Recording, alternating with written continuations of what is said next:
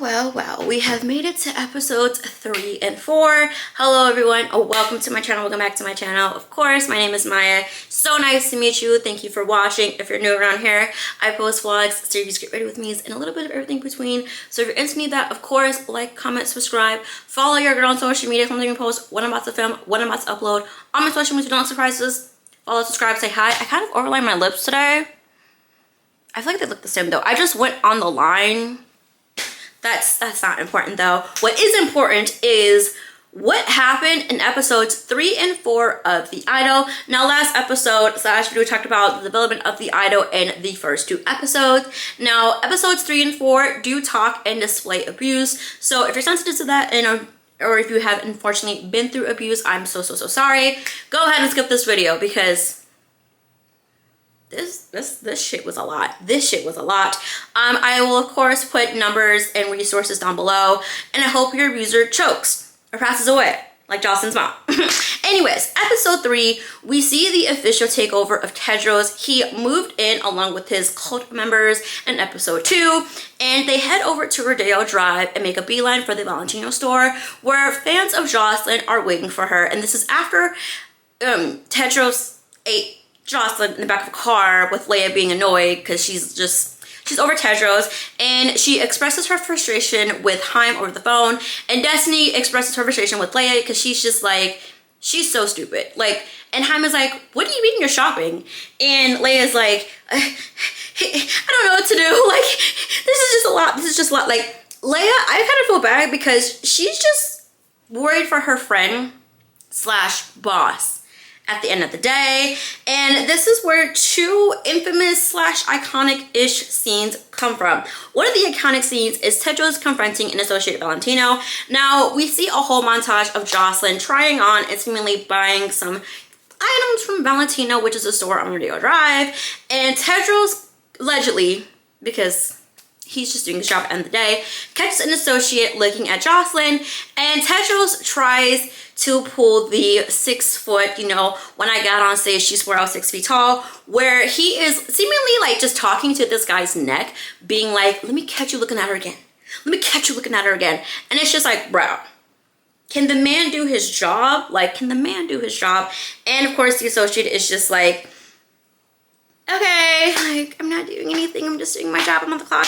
Like I said, Haim and Destiny are just over Tedros, and they're also over Leia. And Tedros takes over the house, and we kind of go back and forth from the house to Rodeo.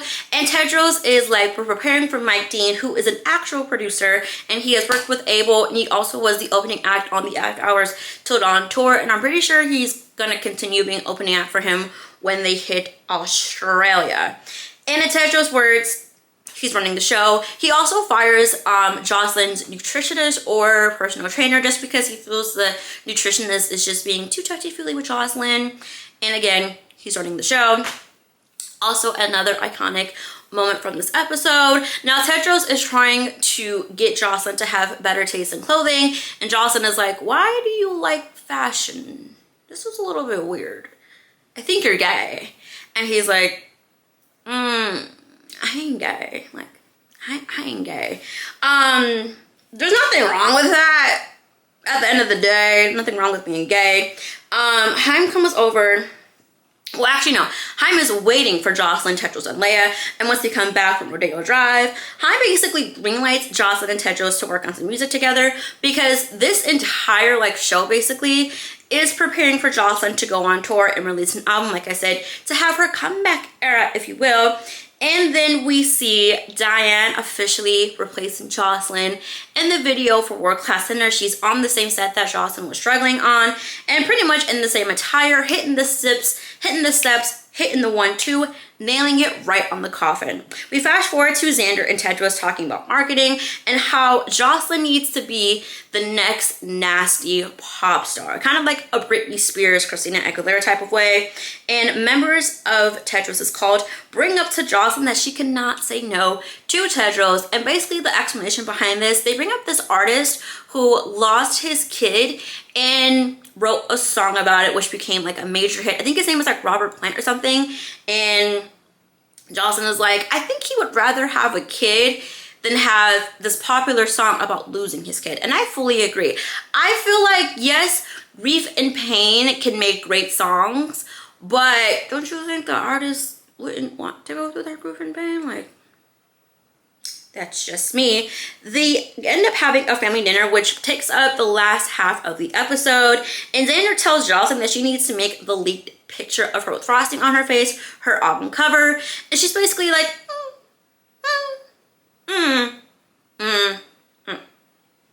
I want to be taken seriously as an artist.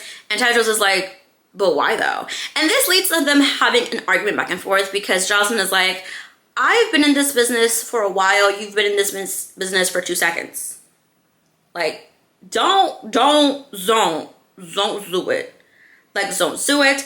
And unfortunately, she reveals that her mom had abused her physically and also mentally, which then in turn leads to Tedros being her abuser. We also learned that Xander did nothing to help her while she was being abused by her mom.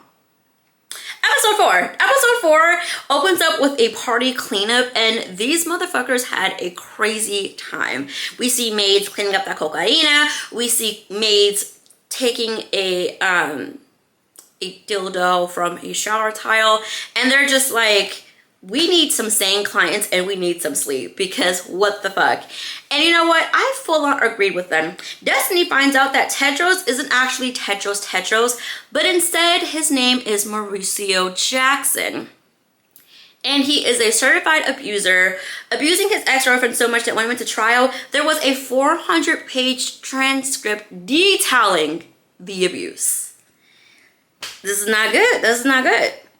Is once again running the show, telling Leia what to do, saying that she can't book this, saying that this concert update conference that Joss had with Andrew should be canceled, saying that she should not go on to have a makeup line with Jocelyn, and it's just, shut up. Mike Dean arrives, and I feel like they're trying to portray him as a super douchey pothead, because why does he get out of a Tesla? Yes, a Tesla. Ripping a bong with the joint like right behind his ear and another joint in his hand. Maybe that's how he makes great music or great beats. I don't know this man's potential, process of producing, okay? Destiny meets with some group members, including Chloe, who was addicted to drugs. Tedros rescued her, and she's 17. Because Destiny's like, how old are you? She goes, 18. She sings the song about being a crocodile, and I feel like she's trying to sound like Halsey, or like, remember like back in 2015, 2016, where people were like, this is how Halsey sounds. I feel like she's trying to do that, which maybe she's not trying to do that. I hope she isn't, because listen, Eyes Closed, which is a song by Halsey, and I think it's co-written by The Weeknd, it's a bop. I don't want it ruined for me, okay? They have this big recording session, which basically turns into a coke party. Like, listen, again, if that's how you have to make great music, do your thing, chicken wing. I don't know. Destiny witnesses Jocelyn recording while Tedros seemingly assaults her. Leia's words, not mine. But I agree with Leia on this one. Destiny calls Haim and tells Haim like what she heard and witnessed, and she's just like, everybody's a great singer, but everybody's also like coked the fuck out. Like, what's going on here? Diane is officially slated to do World Class Dinner, and she is signed, and Nikki basically shows her this package show being like, you're gonna have great lawyers, you're gonna perform at these venues, all of that stuff.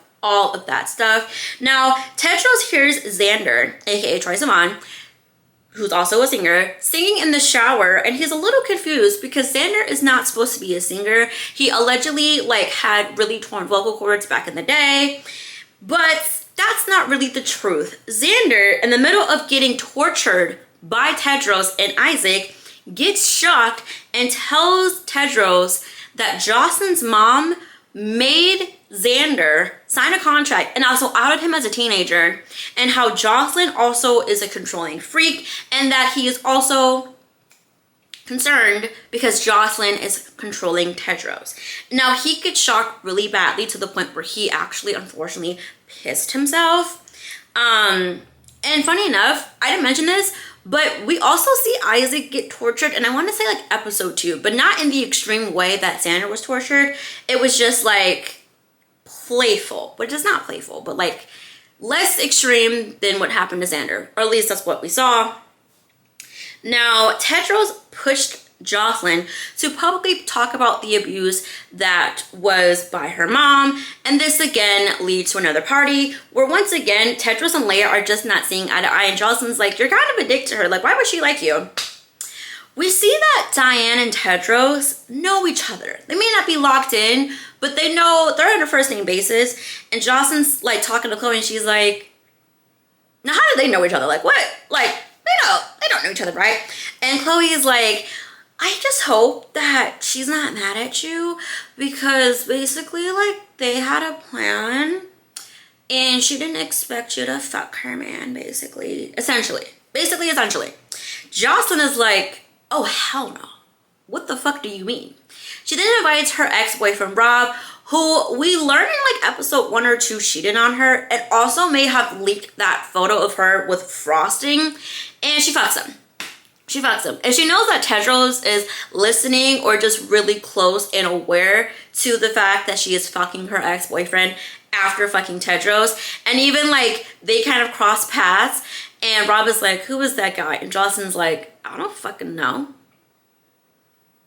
Maybe she is really controlling the show. Who knows? At the end, we see Tedros make Rob take some suggestive photos with another member of his group. And that is episodes 3 and 4 of The Idol. Wow. We have one more episode left of this fuckery. I cannot wait to watch and talk to you guys about it. But until then, stay strong, stay safe, YOLO. Comment down your opinions on the show if you watched the show. And I will see you guys next time, okay?